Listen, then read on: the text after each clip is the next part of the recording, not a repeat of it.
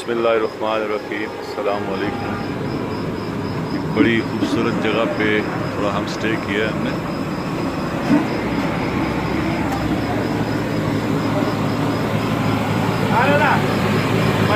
अस्सलाम वालेकुम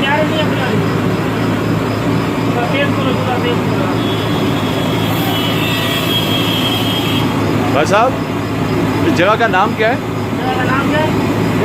एरिया का नाम क्या है? एरिया का जगह का पैरादास। आपका नाम? आलम। माशाल्लाह। अच्छा, बहुत खुशी हुई आपसे मिलके, बहुत खुशी है आपसे मिलके। और अच्छी से हमें चाय पिलवा दें आप, सही है? ये पैरादास है, भाई से मुलाकात की है और बहुत अच्छे माशाल्लाह अखलाक वाले लोग हैं। और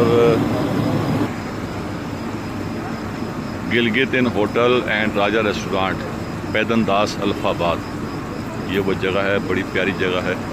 अभी कुछ और व्यूज़ आपको उसके दिखाते हैं। ये थोड़ा नीचे का व्यू आपको दिखाते हैं। माशाल्लाह